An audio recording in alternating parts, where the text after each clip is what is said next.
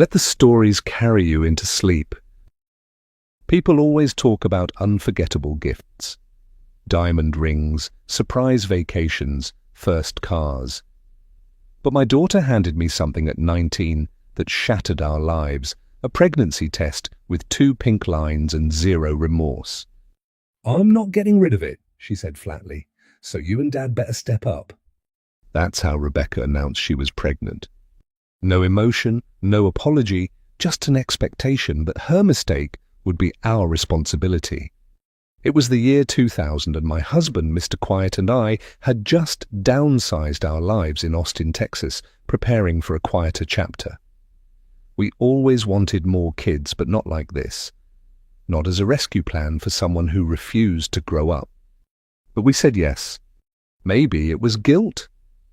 Maybe it was hope. Maybe it was pure, reckless love. Rebecca barely stuck around long enough to let the ink dry on the paperwork before she left. She insisted on signing over her rights completely. Not out of kindness, but because, in her words, I don't want this to come back to bite me financially. As if she had any money to lose. We named him Nathan. From the moment I held him, I felt something shift, a strange mixture of protection and fear. I wasn't just raising a child, I was raising the proof of my daughter's abandonment. And yet, Nathan was a light, gentle, curious, always asking questions that made us smile. "Mom," he once whispered, "did you know birds kiss by feeding each other?" He was 5 when he said that.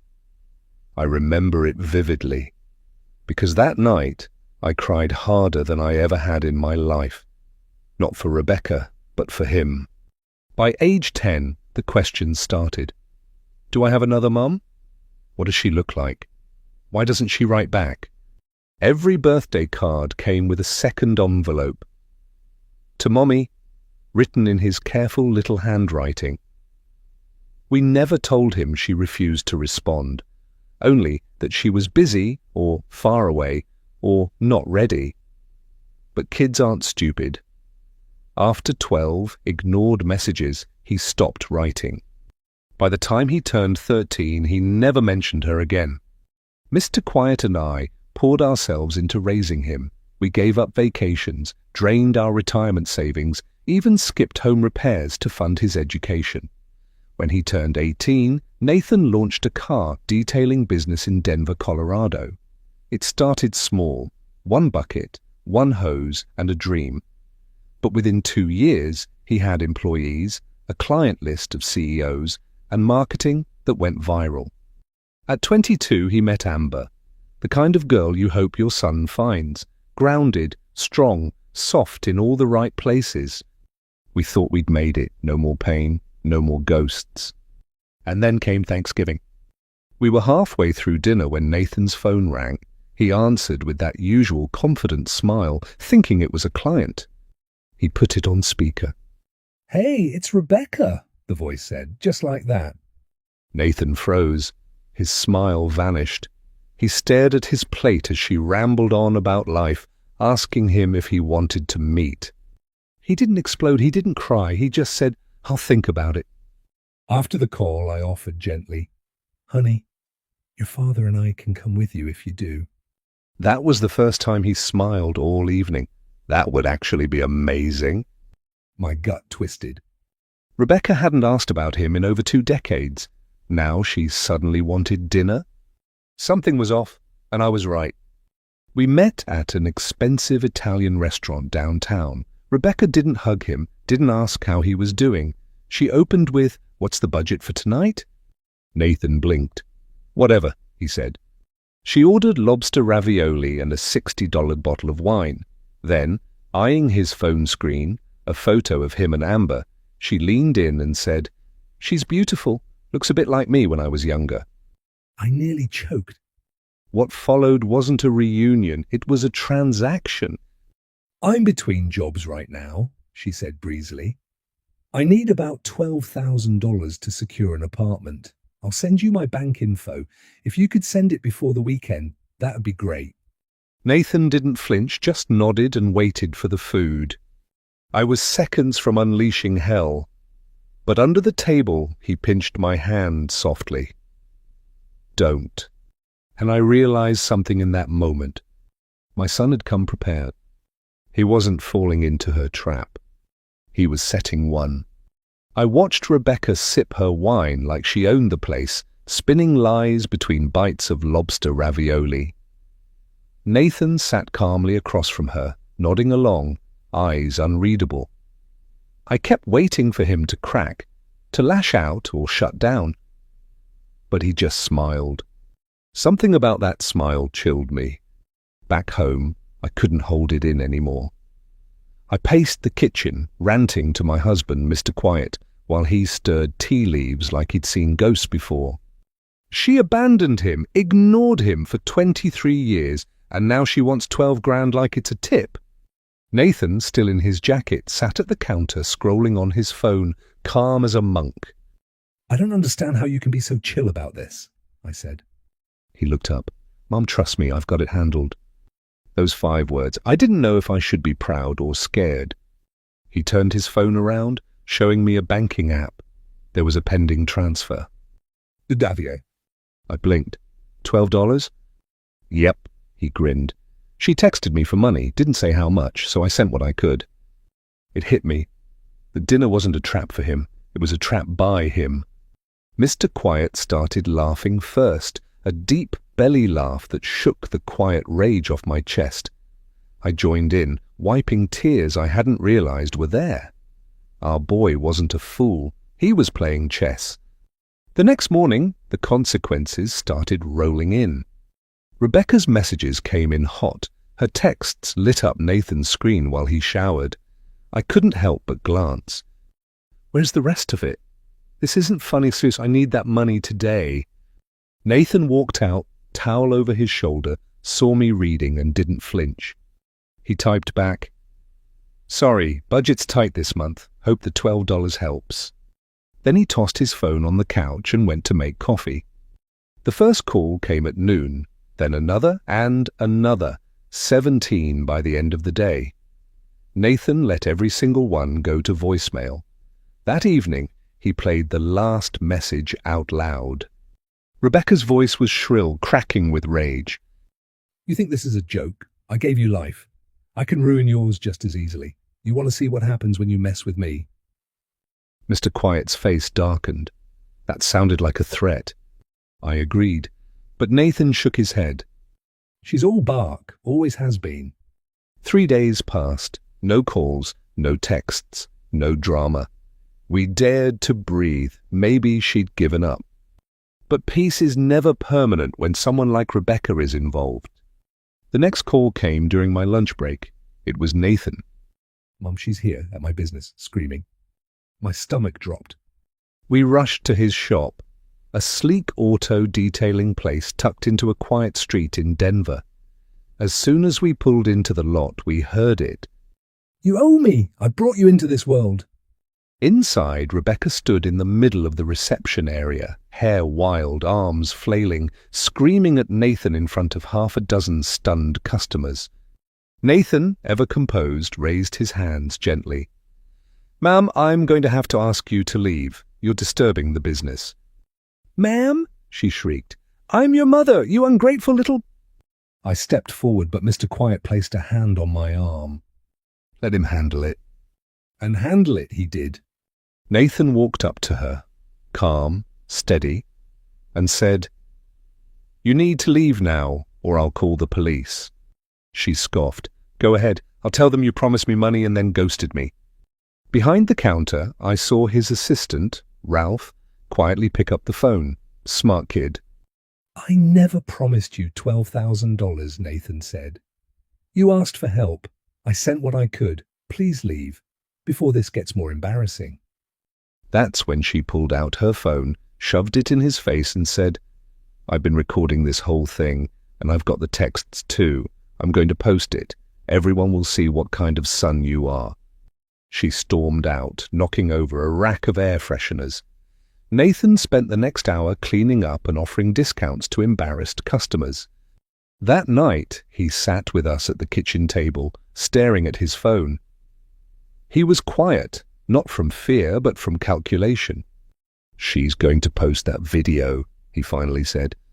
"What can we do?" I asked. Nathan looked at us, and that cold little smile returned. "I've got something she doesn't, the truth." And in that moment, I knew Rebecca hadn't just picked the wrong target. She'd declared war, and Nathan was about to strike back. By the next morning, the storm hit. Rebecca had posted the video. Not the full scene, of course, just the part where Nathan looked cold, standing in front of her while she cried crocodile tears about being homeless and unloved. She layered on a caption dripping with emotional manipulation.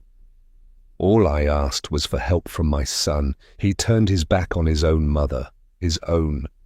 Within hours, the comments exploded. "Heartless jerk. I'd never support a business run by someone like this. You only have one mom." Nathan's phone didn't stop buzzing. His business email inbox swelled with angry messages, refund requests, and even a couple of threats. Yelp reviews began to drop. Fake, venomous, and clearly coordinated. I watched my son read them in silence, jaw clenched, but face still. Then he set his phone down, walked to the sink, and rinsed out his coffee mug. "You okay?" I asked softly. He nodded once. "I've been waiting for this." And with that, he pulled out his laptop. The video he made was quiet, steady, and devastating. Nathan sat in his office.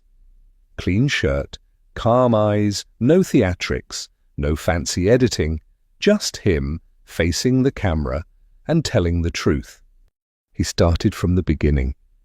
"My biological mother, Rebecca, gave me up at birth. She didn't want the responsibility, and my grandparents, the people I call Mom and Dad, raised me with more love than I ever could have hoped for. Between the ages of 10 and 13, I reached out to her 13 times. She never replied, not once." Then he paused and added, "Now, after over 2 decades of silence, she's returned, asking for $12,000. He showed screenshots, the original message, her banking details, the $12 transaction, her reply. He played audio of her voicemail, the one where she screamed, "You think this is a joke? I'll ruin you." "I'm not here to destroy anyone," Nathan said at the end. "I just want the truth out there. I won't be bullied or manipulated no matter who you are." He posted the video and then we waited. At first, the silence was unbearable. But slowly, comments started trickling in. And this time, they were different. "I saw the original post. Now I'm disgusted with her. This man has more grace than I ever could have shown. I'm booking my car detail with him this week." The tide had turned. But Rebecca, she wasn't done. 3 days after Nathan's video went viral, we got a call from the Denver Police Department. Someone had filed a report accusing Nathan of theft by deception. The officer explained, "She's claiming he verbally agreed to send her a large sum of money, then reneged. Says it was promised." I nearly dropped the phone. Mr. Quiet was pacing the living room, muttering under his breath in 3 languages. Nathan, though, cool as ever. He showed up at the station with receipts. Literally. Texts, bank history, the clip of her demanding money. He even brought a printed copy of the voicemail. The officer reviewing the file actually laughed. "Let me guess," he said. "She didn't mention the $12 transfer?" "She did not," Nathan replied. "Yeah, this won't go far, but we still have to file it. You'll be cleared soon." And he was. But Rebecca didn't back off. When direct attacks didn't work, she took a different route, one that sent chills down my spine. She came to our home. It was a Thursday afternoon. I was baking banana bread. Mr. Quiet was in his office with the door closed. When the doorbell rang, I wiped my hands, expecting a neighbor or a package. But when I opened the door, I froze. Rebecca. Hair unkempt, eyes red, cheap sunglasses pushed up onto her head like they belonged there. She looked like a stranger. "Hi, Mom. she said, her voice thin and trembling. Can I come in? I didn't answer. I just stared. Please, she added. I need to talk. Against every instinct I had, I let her step inside. She walked into our kitchen like she hadn't tried to ruin our son's life 5 days ago, sat at the counter, looked around like it was still hers. Mr. Quiet came down the stairs, stopped mid-step, and stared. "What are you doing here?" he asked flatly. She burst into tears. I'm sorry, I was desperate. I messed everything up. I'm going to lose my apartment. My ex cut me off. I don't know where else to go. I handed her a tissue, not because I believed her, but because I needed her to stop sobbing so I could think. "You filed a police report against your own son," I said. "You tried to destroy his business." I didn't mean to get him arrested. I thought someone would force him to help me. You understand, right, Dad? She turned to Mr. Quiet, her eyes flickering with something darker. And for a terrifying second, he hesitated. You never forget the first moment someone you love starts to slip away. Not all at once, but just enough for the air in the room to change. When Rebecca turned to my husband and said, "Dad, you understand me, don't you?" and he paused, the world tilted. I had spent over 2 decades fighting for Nathan's safety, for his healing. I'd spent nights burning with guilt over the daughter I'd lost and the grandson I was determined not to. And now Rebecca was using that very guilt to slip back into our lives, not through the front door, but through a crack in my husband's resolve. "Maybe," Quiet muttered, not meeting my eyes, "maybe we could help her. Not the full amount, but just enough so she's not on the street." I stared at him. No, absolutely not. Rebecca's face lit up like she'd won a jackpot. "It doesn't have to be much," she said quickly. "Even just a few thousand. It can be just between us. Nathan doesn't have to know." That sentence was gasoline. "You want us to lie to our son?" I said. "After everything you've done?" I'm not lying, she snapped. I'm surviving. You raised him to be selfish. That did it. Before I could say another word, the front door opened.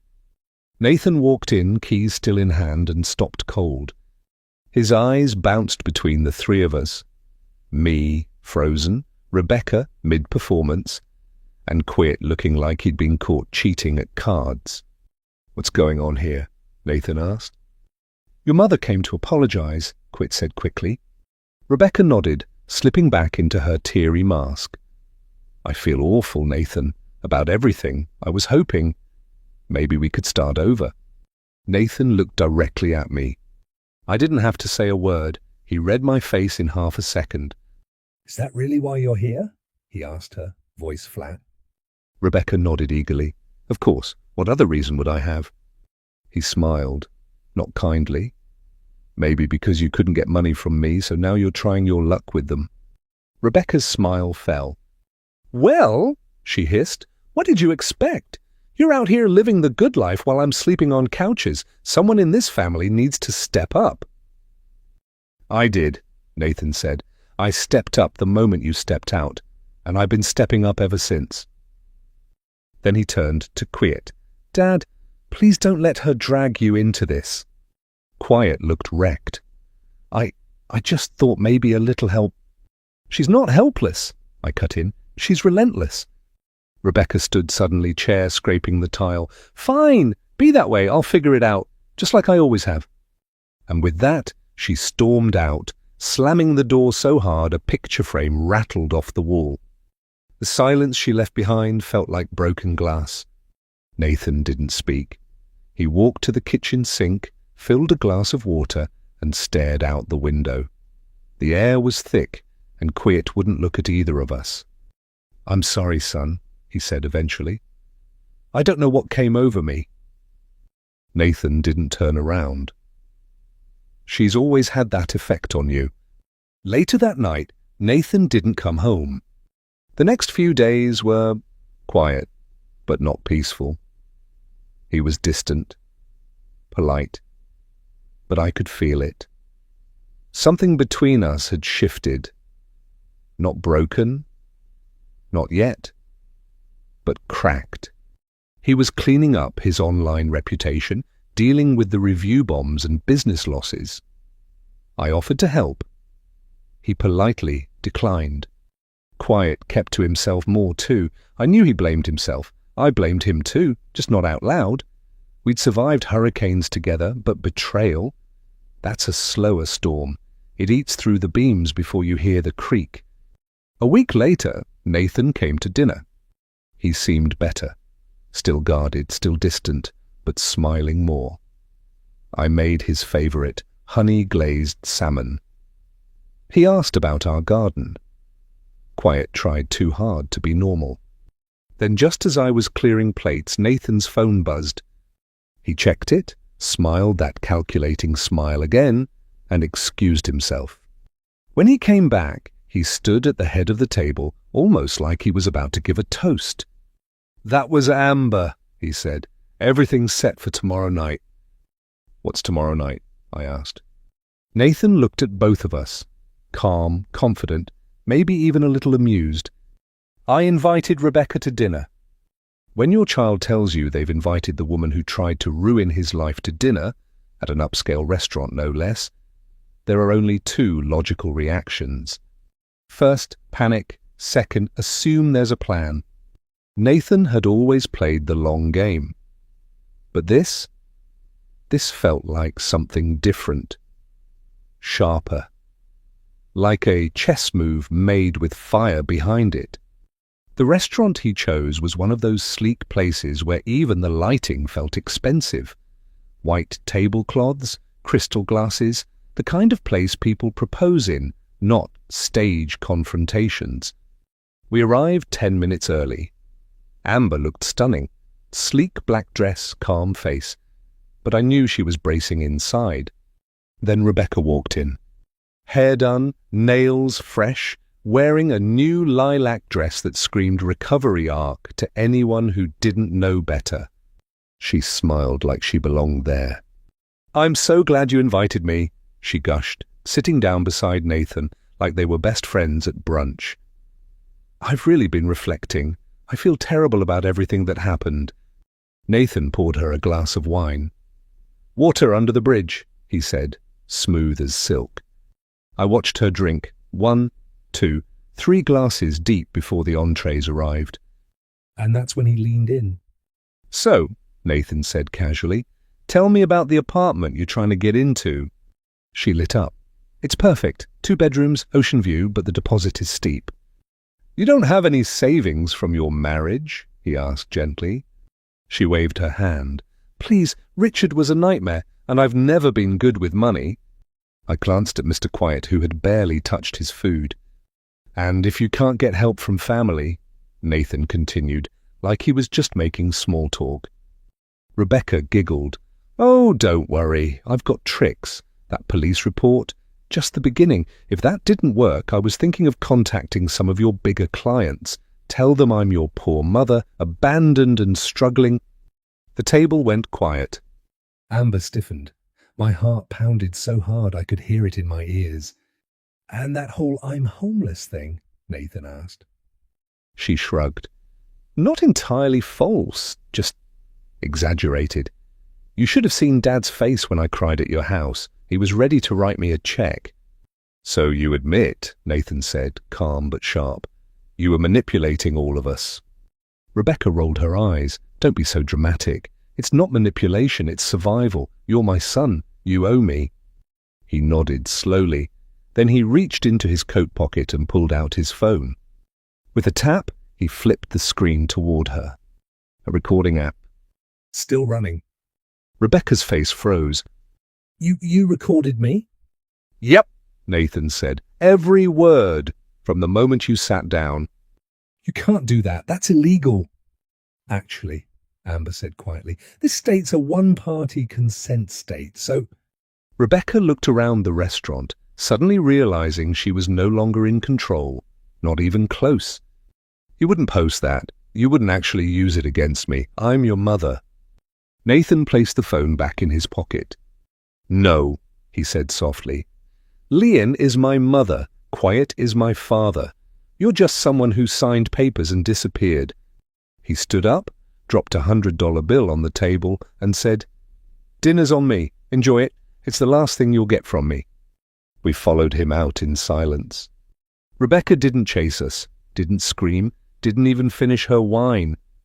But we all knew that wouldn't be the end. Later that night at home, Nathan handed me a flash drive. "Just in case something happens to me," he said. "Don't say that," I whispered. He smiled sadly. "She doesn't give up, Mom. She adapts." We didn't sleep much. The next morning, a new video went live on Nathan's business page. Short, clean, unshakable. It included the full audio of the dinner with captions, context, and one final message. This isn't about revenge, it's about protecting the people I love and protecting the truth. Public reaction was immediate. People reposted it, commented, shared their own stories of manipulation and toxic parents. His business page, once flooded with fake reviews, began filling up with 5-star ratings from people who said they respected his strength. I thought that would be the end. But I was wrong again. Because 3 days later, Rebecca showed up one more time, and this time she brought something that made Nathan's hands shake. She brought a baby onesie. The night Ava Carter returned from San Diego, the city had already changed. Or maybe she had. The streetlights outside her apartment blinked like uncertain memories, and the elevator ride to the 17th floor felt longer than usual. Her keys didn't quite fit the way they used to. Or maybe her hands were just trembling. Daniel was sitting on the couch when she entered. No music, no wine, no attempt at comfort. Just silence and a half-drunk bottle of bourbon on the table. He didn't look at her.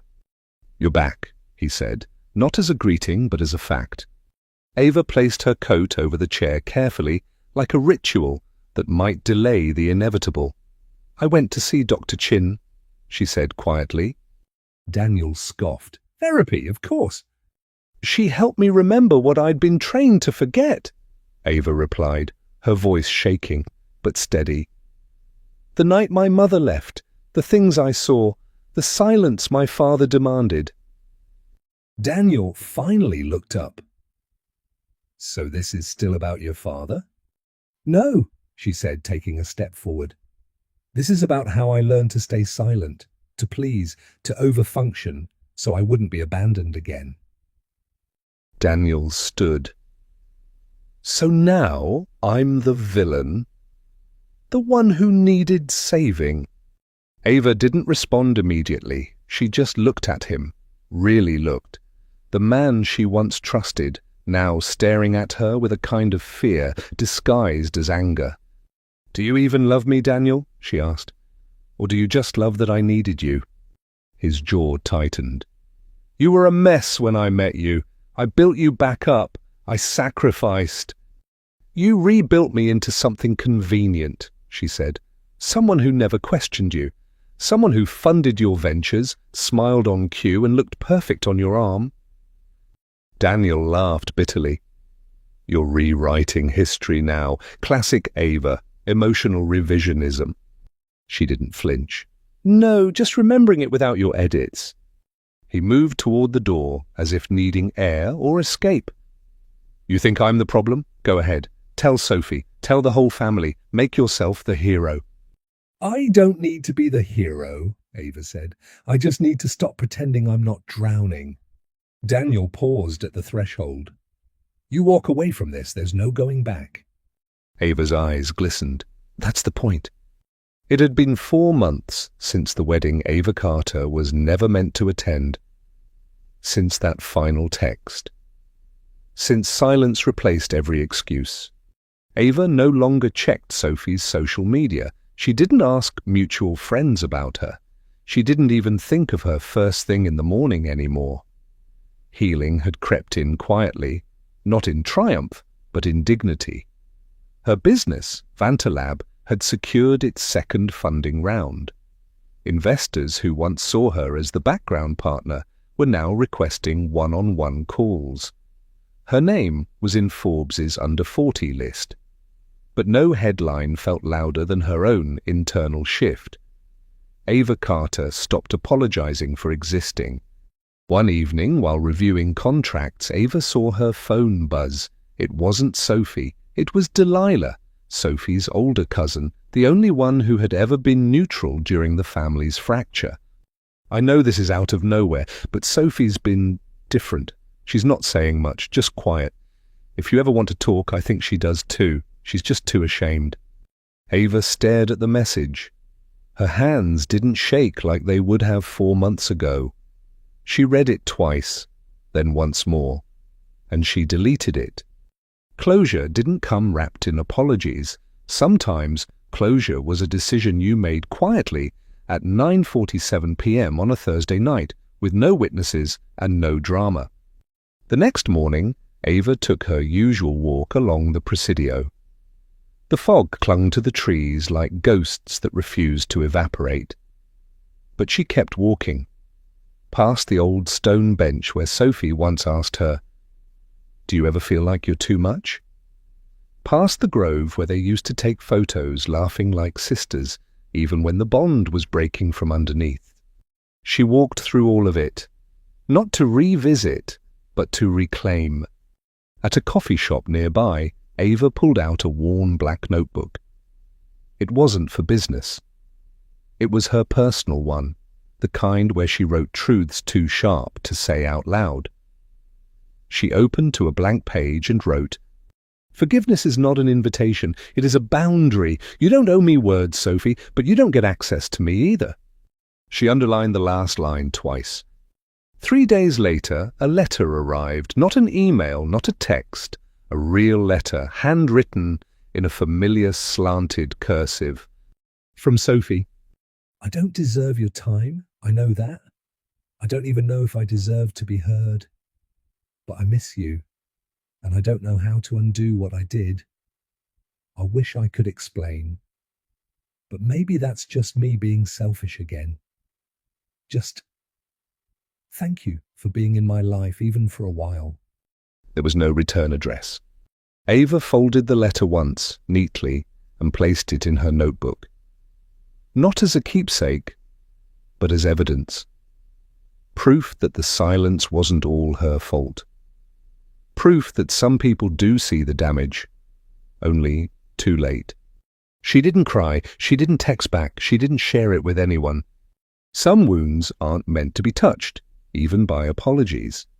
That night, Ava lit a single candle, not for forgiveness, for freedom. And for the first time in years, she slept through the night, without wondering who had the last word. It had been 4 weeks since Mira left her mother's house for the last time.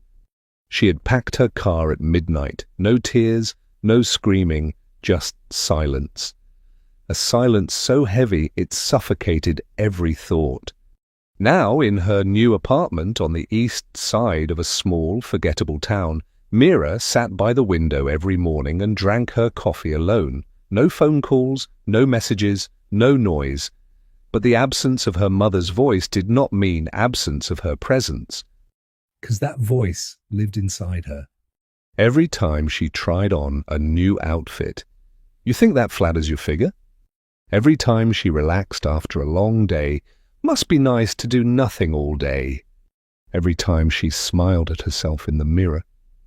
Don't get too proud, you haven't done anything special. The real cruelty of emotional trauma is this. You carry it even when the source is gone. You leave the house, but the voice moves in with you. One evening, while sorting old files, Mira found a notebook she hadn't opened in years. It was filled with poems she wrote at 17, raw, messy, unfinished. Her fingers trembled as she read a line scrawled in the corner. I want to exist without apologizing for it. She couldn't remember writing it, but something about that sentence pulled her apart. It wasn't just teenage angst, it was a cry, a warning, a fragment of a younger Mira screaming not to be erased. That night she didn't sleep. Instead, she wrote. For hours. Pages filled with memories she'd tried to bury. her mother's manipulation, the stolen birthdays, the shame around every success, the times she was told to be grateful for the very people who broke her spirit. Each sentence she wrote felt like a stolen brick from the prison wall around her psyche. But healing isn't linear. The next morning, guilt crept in like a fog.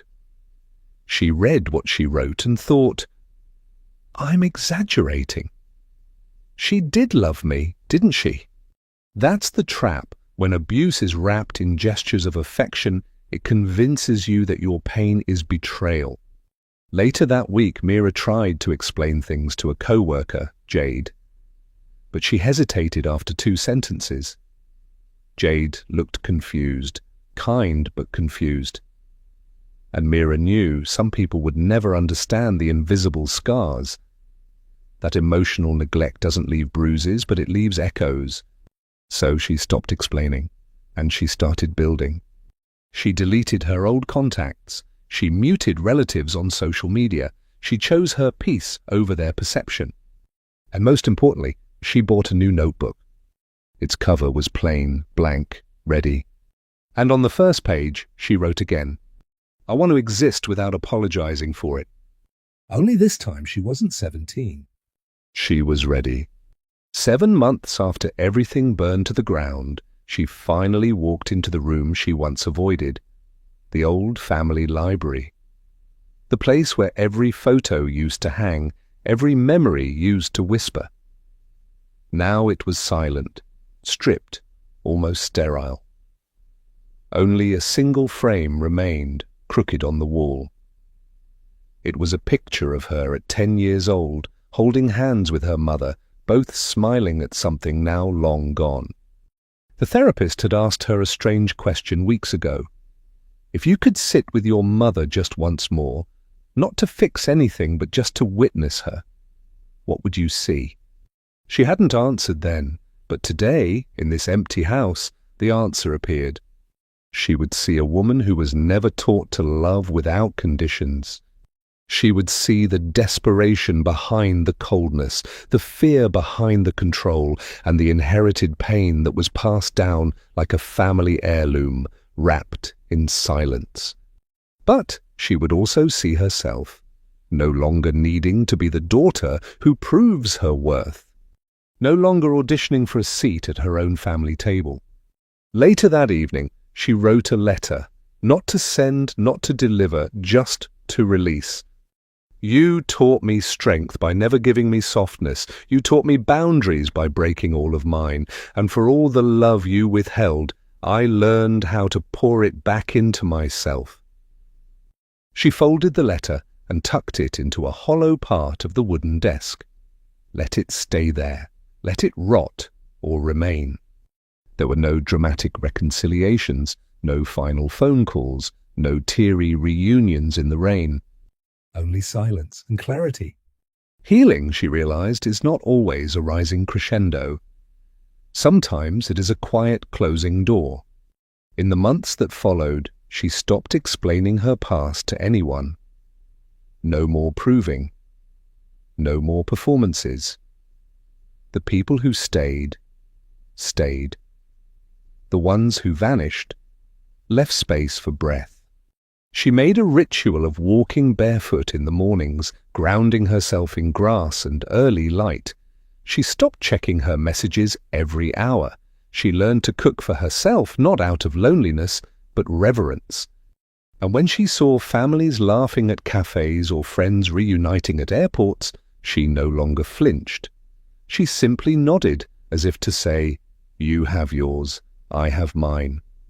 There's a myth that healing means returning to who you were before the wound, but some wounds don't close.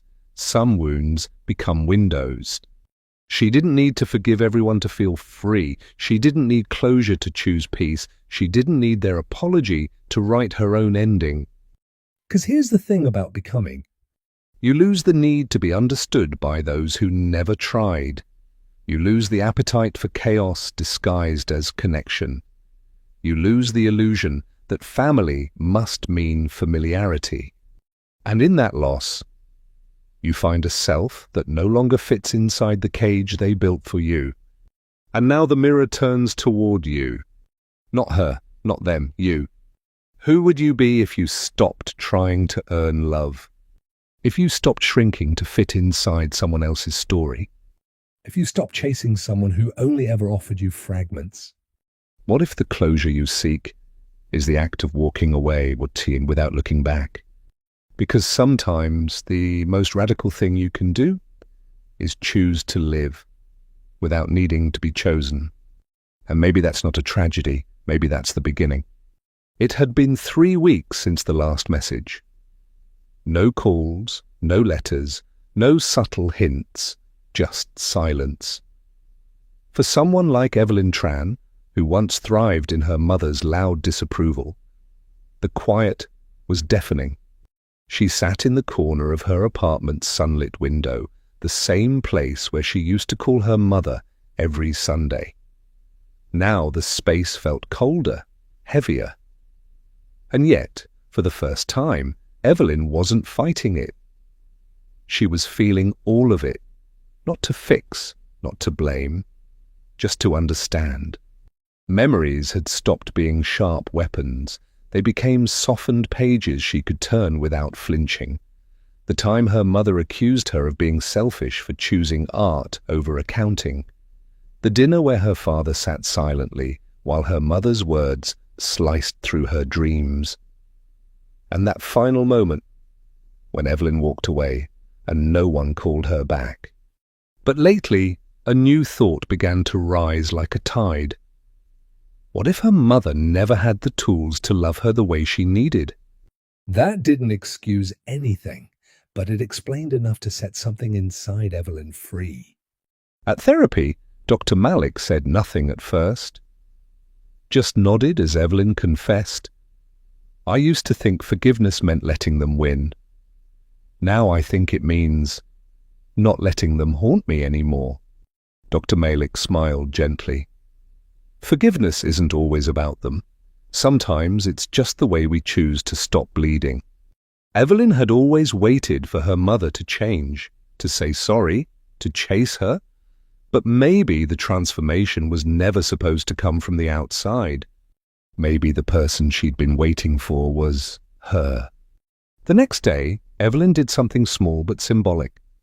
She mailed back an old gift, the bracelet her mother had given her on her 16th birthday, not as a statement of anger, but as a closing of a loop. She added a note. This doesn't belong to me anymore. I'm learning to wear something new. Something that fits who I am now. No reply ever came, but Evelyn didn't expect one. That night, she slept peacefully for the first time in months. Months passed. Autumn brushed the city in bronze and gold. Evelyn stood in front of a small art gallery downtown, staring at a single canvas she had painted during her darkest nights. It was called The Unmothered. Raw strokes, a house with no windows, a girl with a mirror for a face. People came and stared. Some cried. Some looked confused. But one woman, older, with grey in her hair and red in her eyes, simply whispered, "This was me." Evelyn nodded. Me too. And in that moment she realized her pain had never been just hers. It was generational, invisible. And by naming it, painting it, she had broken the chain, at least for herself. Later that evening, Evelyn found herself journaling under candlelight. I no longer need her to say sorry. I needed me to understand, and I do now. There's no dramatic ending, no final conversation, just me living. But here's the thing about wounds. They don't disappear. They transform. Some days, Evelyn still hears her mother's voice in her head, questioning her worth, criticizing her joy. But now, she speaks back. You don't get to live here anymore. This space belongs to someone who loves me. She didn't rewrite the past, but she rewrote the meaning of her future. Reflection moment. The mirror turns to you. Maybe the one who hurt you will never say sorry. Maybe you'll never get closure in the form you wanted. But maybe, just maybe, that's not the point. Because the real question isn't will they change? The real question is, will you stop waiting to become who you were always meant to be? And if you're brave enough to answer, Then maybe you're already healing. 8 months have passed. Elias Harrow lives in a cabin far from the city, a place where voices don't echo off glass towers and no one asks him to explain the silence in his eyes. The forest doesn't care who he used to be. The wind doesn't ask for apologies. He wakes early, no longer to prepare for strategy meetings or media facades, but to split wood, brew bitter coffee, and read Carl Jung by the window. The man who once spoke on global stages now speaks to crows, and they, unlike people, don't lie. But even in this quiet, something stirs. One day, a letter arrives, not in email, not in a slick white envelope. It's handwritten, on old paper, no return address, only 2 lines. When you lost everything, did you find yourself? If yes, come alone to the place we never finished the argument. The handwriting is unmistakable, mirrors. His breath catches, but not from love, from memory. The last time they met, she had thrown his own philosophy back at him, said he used depth as a disguise for detachment. He never replied. Now she's calling him to a place tied, not to romance, but conflict. The wooden bridge in Blackstone Ravine, where once they had argued for hours about authenticity versus performance. He packs nothing but a coat and a small notebook. No phone, no watch. At dusk he arrives. She's already there. Older, but not colder. Her eyes no longer burn. They hold something quieter. Regret? No, something heavier. Acceptance. Neither speaks for a long while. Finally, she says, I didn't come to reopen anything. I came to give something back. From her pocket, she pulls a small object wrapped in velvet, the jade token he gave her years ago, the one engraved with the symbol for self. I thought I was carrying a part of you, she says, but really I was carrying my idea of who I needed you to be.